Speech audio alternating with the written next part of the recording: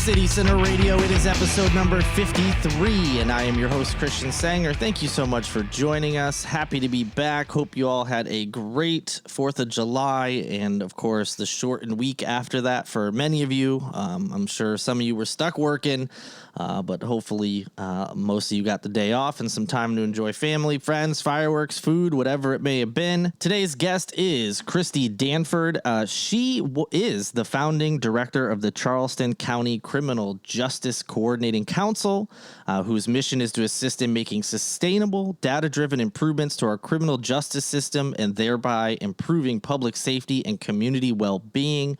I'm really excited to talk with her. She actually, although she is the founding director, after 7 years of working to reform the local justice systems here in the Charleston area, she just retired. So we're going to, have a nice conversation about how this whole council got started, some of the things they've been able to accomplish during her time, and what she thinks the future is going to be like. So very interested to learn more about her time with the council and also just spread the word about the kind of work they're doing. I've known about them for a few years, and I actually saw Kristys speak at the last TEDx event here in Charleston about some of the work she's doing. It was really fascinating.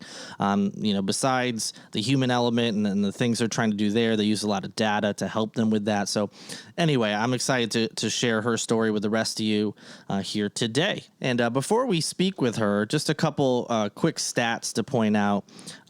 Since work began in 2015 with this council, there's been a 40% decrease in the local jail population, an 80% decrease in minor charges that lead to jail time, and a 60% decrease in individuals cycling through the system on low-level charges. So, that recidivism rate, is what they're looking at, after someone is released, if they come back. So a 60% decrease is obviously very good, as are the other percentages I just mentioned. So, this council is making big changes here. But if you're familiar with, the criminal justice system in this country, there is a lot that still needs to be worked on. And this is just work here in the Charleston County area. So we'll learn more about it. Maybe some of the things that they've been able to do here can work across the country, and we can do some things to fix a very, very broken system. So without any further delay, we'll get into it now. My interview with Kristy Danford.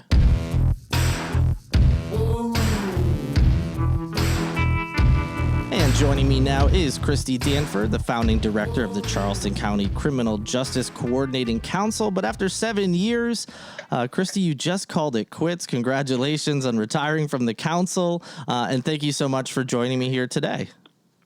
Thank you. Thank you very much. Retirement sounds like a funny word at my point, but it's a time to step back and pass the baton to somebody next. Yes. For and sure. Yeah. And I was surprised to see that you're retiring just because I've associated your name with this organization. As I posted about it or learned about it, you were always attached to it, and it makes sense. Of course, you're the founding director. So it'll be strange not seeing your name on press releases or anything like that anymore, but the work will continue. Yeah, definitely. And it's been a great journey. It's a wonderful organization. And I really don't think I could have picked a better time to pass the baton on. We've come a long way from a scrappy startup to really, mainstay here, and very fortunate to be in this place. Absolutely. Yeah. And some of the stuff you all have been able to accomplish is pretty great. And we'll dive into those here in a moment. But first, since we're speaking to you, it's always good. The listeners like to know a little bit of background besides what we're currently speaking to you about. So if you could, just a quick bio about yourself, where you came from, how you ended up in Charleston, if you weren't born here, and, just kind of just a little background on yourself. Sure. I am actually from Connecticut. Hey, me too. I don't know if we talked about that, but I am too. I saw the phone number and I was like, oh, a fellow nutmegger. That's right. I came here. I got recruited to play soccer here. Oh, nice. So I've been here more of my life than I've been there. And my first job out of college was probation and parole.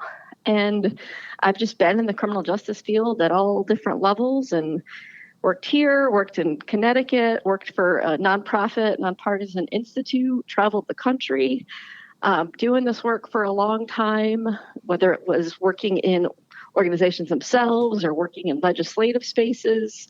Was fortunate to be able to actually work on some good legislation that passed in several different states, including here in South Carolina.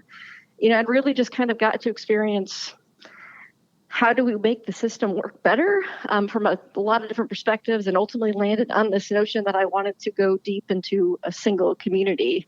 And I lived in Charleston. I kept seeing things like, we're going to spend $100 million on building a new jail. And I just kept thinking, why? Why? Right. It's a lot of money. Why? And that kind of, over time led me to essentially dreaming up a job that I really wanted to have, but didn't exist. And fortunately, about a year later, through a lot of, different opportunities and luck, I was able to volunteer to help work on the initial Safety and Justice Challenge grant for Charleston County. Some great, brave early adopters said, yeah, let's do it. Let's form a CJCC and let's see if we can get in. There were about 200 sites that applied, and there were 20 of us that were selected. So when it came in, they called and said, you ready to go? And I said, absolutely. Wow. And here, 7 years later, here we are.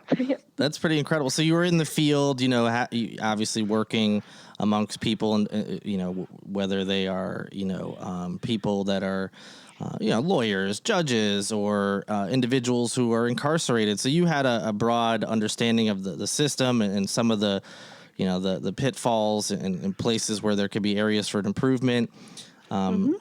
Created this criminal justice coordinating council, and you're off and running after you get this grant. So what was the plan in those early days? Did you have like a main goal, or was it pretty broad? What does the Charleston County Criminal Justice Coordinating Council do? What is their goal? Well, it's really, the mission is all about assisting, to help bring about more safety and justice. The vision is to have a system that's fair, just, and equitably applied, really to be good stewards of taxpayer dollars and do right by the community we serve.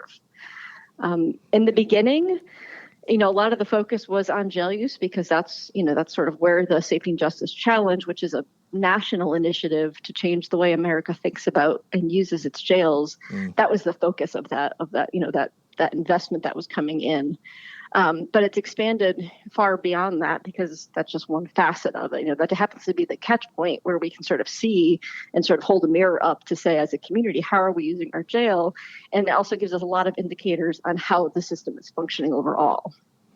So back in the beginning, it was really just the same way I've always approached my work, right? Like, what's the assessment? What are people saying? What are they experiencing? Where are the pain points? What does the data say? Let's just, really go in with no assumptions and no expectations. It is what it is. What have we got? So then, from there, you really could start to see where the opportunities and the motivations were to put the effort to make change happen. Sometimes those are the best plans, when you're like, I know we want to accomplish this broader goal, but don't necessarily know the specifics yet. But that way you can go in with an open mind and listen to the people that are directly affected by, this industry or organization or whatever. And yeah, I think that's a good way to come about it. And, besides the fact you were a brand new organization in town, people may not have even been familiar with, what these criminal justice coordinating councils do. What were some of those challenges you faced or still face even 7 years later? Well, I think a big one really, was a lot of what is the CJCC? What do we do? And when you have Charleston by nature is a very collaborative community. We've been fortunate to have, leaders who, could open their doors and open their data and sit down, at this space with members of the community and have thoughtful dialogue. I mean, that doesn't come easy all the time, but the CJCC kind of gave it a platform where that was more the norm than the exception. That wasn't done in reaction to any sensational event. It was, this is the status quo. What do we like about it? What don't we like about it? So in the beginning, it was a lot of, it's a mouthful to say CJCC. And they're not, they're not everywhere, right? There's almost 3,000 counties in the country, and not near enough have a high functioning CJCC, right? And that's a sustained group that comes together to look at the system as a whole. It's not just, whatever attention's on a law enforcement agency or a prosecutor. It's really collectively, a sustained group looking at the system and working together to make it better. So one was just getting the credibility of, we can't do that. A lot of people, I don't think, initially thought that could be done, or they thought it was just a grant. Right. Or they thought it was, I'll sign on, but as we, sort of got our sea legs, got a little older, became toddlers, I guess, and worked our way through, it became more, understood. But it took some figuring, and a lot of, people have said to me over the years, they really weren't sure what to think about it in the beginning, but they're glad they stuck to it, and we're certainly hopefully better off as a community for it. And the council is an independent organization, correct? It's not actually under anything in the county or any jail or police office or department or anything like that. You all operate completely independently from all those. You obviously work hand in hand with some things, but you're not officially tied to anybody, correct? Well, it's evolved. It's part of that growing up part, right? When we started, the Charleston County Sheriff's Office was actually the one that took us under their wing and said, we'll be the parent organization for the grant to come through. So we started off there. And as we got more sustainable and got to a better point, the body went through kind of a process of deliberation, and, we need to be independent. We need to be objective. We also need to have a, sustainable source of funding and, a place to call an office and access to internet and technology and things like that. So where we ended up landing, and this became effective last July 1st of 2021, we moved from the sheriff's office to county administration. So we are housed in Charleston County government under the Public Safety Directorate, but it's a very neutral agreement and arrangement. Like, for instance, the Public Safety Deputy Director is a non-voting member of the CJCC. So there's different steps in our bylaws to help keep us objective, independent. We serve the whole community. We don't just serve any one particular elected official or anything like that. Yeah, gotcha. Yeah, and that's the nature of the work. You kind of have to be independent to like you said, just to make sure you're doing everything without any, certain kinds of influence or what have you. So you have these good working relationships, and now you're looking back 7 years. What are some of the successes you've had? I'm sure there's lots. So whatever you feel is most important or that you're most proud of. I'm proud of the people. I mean, I honestly, I say that from the bottom of my heart, having, first time I met some of these folks, and there I was coming in from off, right, wanting to have these conversations, and they, they're just, the amount of data guided conversation and dialogue and objective analysis of issues, that has really come a long way. And I'm proud of the data. I mean, we probably in Charleston County have, and it may sound silly to people who right now, criminal justice system is not a very, there's not a lot of faith and confidence in it in the country. But we have probably one of the most accountable and transparent criminal justice systems, hands down, in the state of South Carolina. And I'll say that, in a very proud way, because we actually put out reports. We can answer questions about how do we use our jail, and part of the path to improving that system and having more confidence in it is to know what the heck it's doing, and that's something that data piece is central to everything, because it really helps keep those conversations grounded, and it makes for intelligent policy, intelligent budgeting. There's a lot more we can do better when we have the data and we use it to guide us. Yeah, that makes sense. Instead of just, one-off stories or how it feels, we hear about that all the time when it comes to, politics especially. But when there's data behind something, it's more than just, I heard this story about this happens at this jail or this happens with this sheriff's office. You actually have numbers to look back on and say, well, we improved by this much, or, hey, look at how many people are cycling back through the system, and finding ways to improve those numbers. And I think the other piece of the CJCC that I keep, we get calls to talk about it and other, forums, it's the community engagement aspect. We always talk about like how do you engage community, right? And how do you do it in a thoughtful, meaningful way? And nobody's got it done perfectly by any stretch, right? Because it's a very, big question. How do you do that? But I think the CJCC has at least done a really good job of trying to do it meaningfully. When we set out in our Dial Lake to Change process in 2019, to engage more than 1,000 members of our community in determining priorities and setting the course for where the CJCC would go next, we weren't quite sure what was going to happen with that, but it's the best thing we could have ever done. And we've got some really good initiatives because of it. And, having concrete, objective ways to meaningfully engage the community in a proactive conversation is, it's shifting, and it's become so important that it's now written into the CJCC bylaws that every strategic plan cycle has to involve that kind of dialogue to change process. So it's not just people sitting sitting around a table making up stuff. It's a whole community coming together, trying to grapple with, let's understand our issues. Let's look at the data. Let's hear the stories behind every one of those data points is a life. Yes.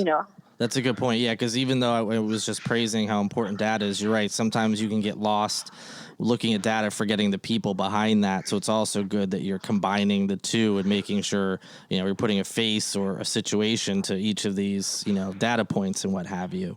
I mean, it's also good to have the community involved as well, to get people from the outside coming in. And I'm sure, I don't have to tell you this, but you've been doing it for 7 years, and it overlaps with, I think, an increase in the country's interest in how our criminal justice system works. Everything from arrests or people getting pulled over, interactions with the police on the ground, all the way through the courts and jail and prison and everything that goes along with that. So I'm sure there's been, as the years have gone on, an increase in the community being interested in your work and how they can help and trying to get involved as well.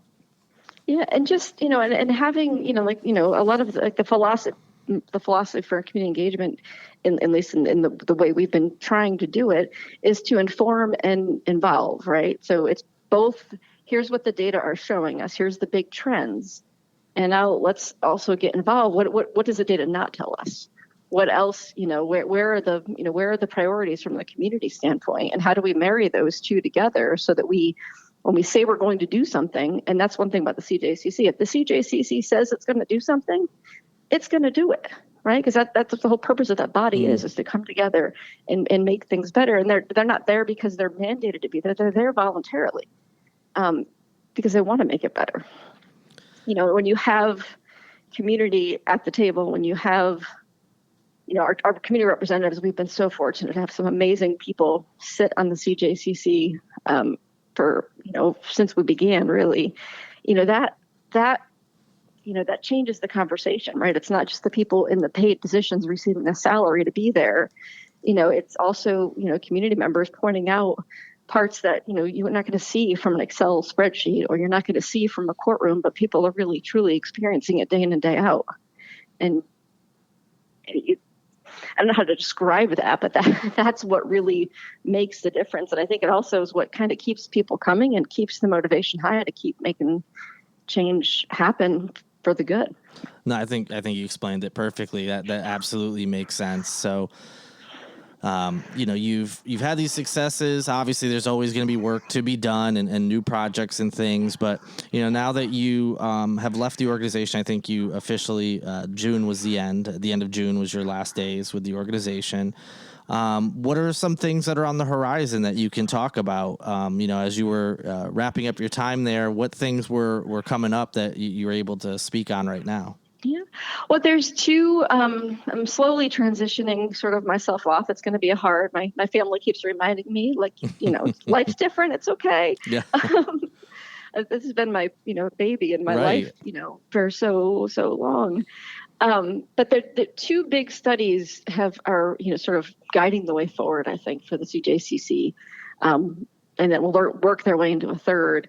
One is diversion and deflection, how to work in smarter ways to prevent people from coming into the system or falling more deep into it when the criminal justice system really isn't it's not the solution, right? So, there's been some opportunity to get some more help to disrupt the sort of perpetual cycle between jail and homelessness. So that'll be some good big work on the horizon. And there's also a deeper dive, pretrial reform is so desperately needed in our state. So the evidence base that we've been publishing and working on here will hopefully help guide that higher level, state level conversation. So research in that space is really, recognizing the reality that financial bonds don't work. They're wholly ineffective and harmful. At the same time, what else? what options do we have? And how do we build, the right kind of pretrial system that, one, brings cases to the resolution in an expedient manner, and two, let's try to do more good than harm in that period of time while they're waiting, because we know most people do just fine on pretrial release, but there's a small number that don't, and they not only get rearrested, they get rearrested multiple times. It's a super small percentage, and an even smaller percentage therein that are getting rearrested for violent crime. That's a laser-like area of focus where the more we use our data and we have these deeper conversations, the more precise the intervention can be. So you don't unnecessarily sweep up the people that were going to be just fine, but that you do use whatever resources you have as a system to focus in, where there's opportunities to make things better. That makes sense. So, yeah. And then the third area of focus is really, different work to advance equity. So the CJCC will be, I'm very excited about this, launching a Charleston County Race Equity Fellowship Program. And the vision for that is really to bring in different leaders from all across the community, not just criminal justice, from all different facets of the community, education, business, healthcare, all across the board. To really cultivate some agents of change that can help to advance equity work in what they do, and also kind of create that network of change makers that can help to elevate advancing equity across the whole community. So there's some neat stuff coming down the pike, and hopefully it's going to lead to some better inroads for all of us.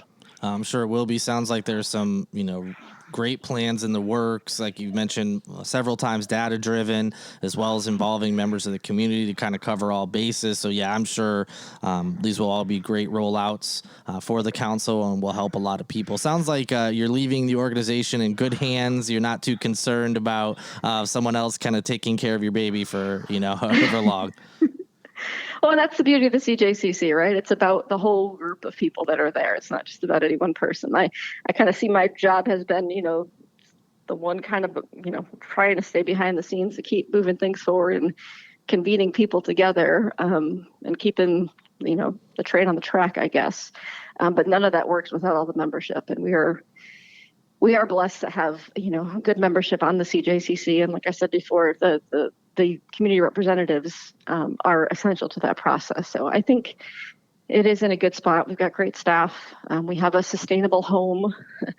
So I think it's like I said, I don't know that I could have picked a better time to leave. And then whoever comes in behind me will have the opportunity to kind of have this last year of an active strategic plan to kind of get settled, and then they can guide the next dialogue to change process to, put together the next plan that they'll lead. So I'm excited about that too. Very nice. Yeah. And, obviously you mentioned that there's criminal justice, coordinating councils in other, counties around the country, but nowhere near as much as how many counties there actually are. And obviously everywhere is different. Everywhere has their own types of problems and whatnot. But I would imagine that some of the stuff that you've created or studied and have, worked on here could probably be replicated in other communities, correct? Oh, absolutely. And I'm actually happy to say there's a handful in South Carolina that have over the last couple of, let's say last year or two, they've been calling and asking for help and support. And oh, great. We've always, we've always, tried to do what we can to help. There's also, I'm a member of the board at the national network of CJCCs. It's a community of about 30 high performing CJCCs in the country. And we're actually working on the first ever national standards for CJCCs. And it's kind of neat because Charleston County is we help to further some of the conversation in those standards, particularly around data and community engagement. So I was excited to see those come out too. Oh, that's great. Absolutely. Yeah. Because it sounds like these would be beneficial. These councils in any community would be beneficial to help out.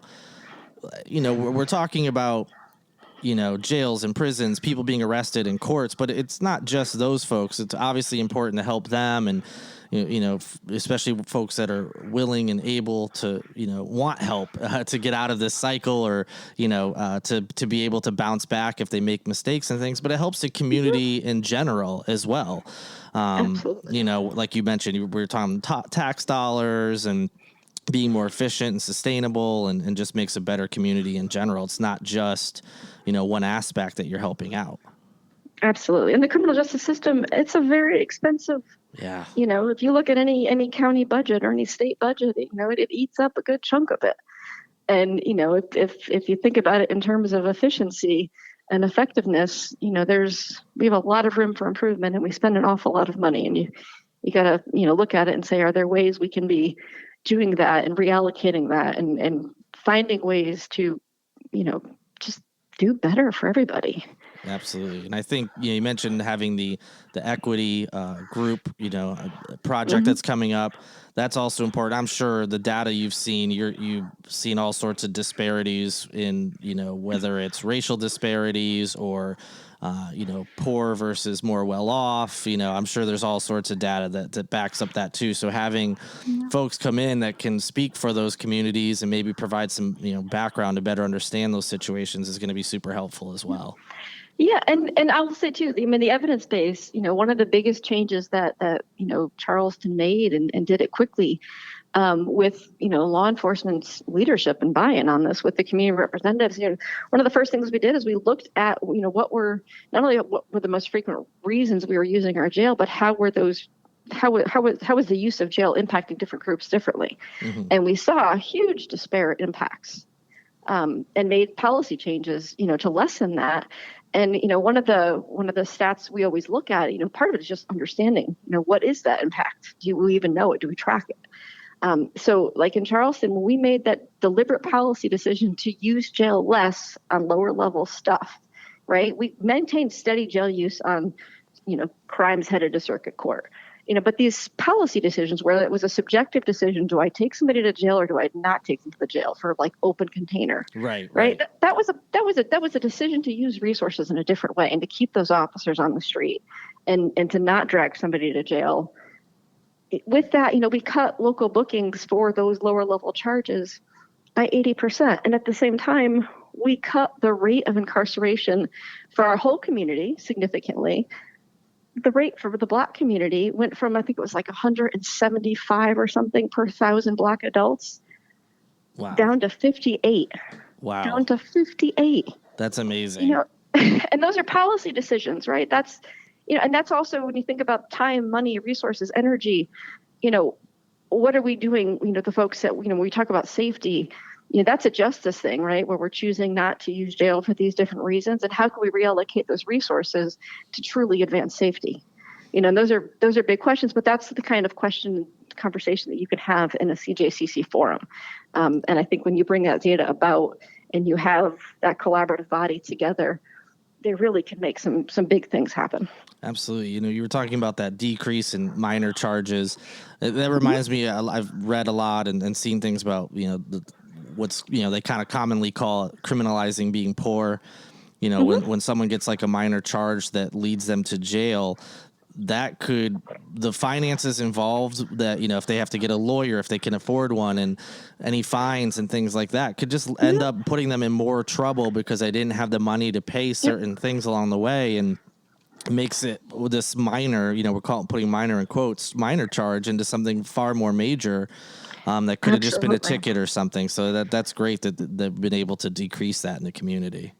Yeah, the destabilization factor, right? Of do I do I pay money to get my loved one out of jail, who got arrested for, I don't know, doing something minor, or do I put food on the table? And then I have to weigh, if so-and-so gets out, can they get a job? Will anybody hire them? I mean, there's just so many cyclical collateral consequences that we really have to think through. And it's a lot more than just, lock them up, because there's lots of people get locked up and most of them come home. Yeah. So, we could really use our resources in more effective ways when we just stop to think about it and talk amongst each other, look at the research, and make some sound judgment. So for people listening and saying, yes, I agree with all this, this is great, I want to help, how can people help or become more involved? Well, I think here in Charleston, by all means, you could go to a CJCC meeting. I think the applications just closed for the most recent round of community reps, but that's okay. CJCC is an open and transparent body, so by all means, go to a meeting. You can follow the CJCC on social media. They have a newsletter. If you're interested in learning more about CJCCs, there are, the couple. Just Google it. You'll see lots of resources. And I'm taking a step back because my children are growing way too fast. And I had to have a moment where I thought, okay, they're going to be gone and off before I know it. And if I don't slow down, I'm going to miss these precious years. So I am taking a step back, but I live here in Charleston. I am happy to be a support for anybody who really does want to further CJCCs. If I had if I got to wave my magic wand, we'd have them, in every community across the state. And we would also do it at the state level, because that's honestly a nice, good way to help bring about safer, more just systems for everybody. Absolutely. Well, I appreciate the work you've done for our community. You've certainly helped it become a better place. So thank you for that. And now that we have this council that's doing well and motoring along, hopefully it'll make all sorts of changes for years and years to come. I really appreciate you stopping by to chat with me today. Is there anything else about your time there or anything else that we didn't talk about that you think is important, or you just want to say, get off your chest? And I could not be more grateful to have been at this table and had these meaningful relationships and just the transformative work that the CJCC has done. And I'm very proud of the people on it, excited for what they're going to do. And I know it's in great hands. And I just hope the community continues to support it and help nurture it as it gets a little older and moves on. And thank you for everything that you have done. You've always been able to cover us and kept lifting it up there in the community. So thank you for all that you do. And I'm just a grateful person today. So thank you. You're welcome. And I'm glad to hear it, and glad you can look back and realize, the great work that you've done and enjoy it, which is great. People don't always get to do that. So that's good. And again, thank you so much, Kristy, for stopping by. It was good chatting with you again. You too. I hope you have a wonderful rest of your summer. Thank you. And that'll do it for another week here on Holy City Center Radio. Thank you so much to Kristy Danford, the founding director of the Charleston County Criminal Justice Coordinating Council. It was a great conversation with her. To learn more, there will be links, of course, as always, in the show notes, but you can go to CJCC.charlestoncounty.org to learn more about the work that you just heard about. If you want to support Holy City Center Radio and everything else involving HCS, you can go to holycitycenter.com/shop, pick up some merchandise. You can also go to patreon.com/holycitycenter and sign up to, just give a small amount each month. You can also do a one-time donation to Holy City Center. I say donation, but this is not a nonprofit or anything like that. You can't write it off. I'm sorry. But it just helps, with website costs, podcast costs, and everything else. So your support is appreciated. Totally understand that can't always be something that folks are able to do. So as always, share, like, retweet, whatever it may be, when it comes to the website and the podcast, to just get more eyes on it. I greatly appreciate it. Hope you all are enjoying your summer. We are into July, hot everywhere in the country, I'm sure, especially here in Charleston. We've also had some rainy days, so hopefully things are bright and sunny and not too bad wherever you are. And we'll be back with another episode before you know it. And until that time, good night and good luck.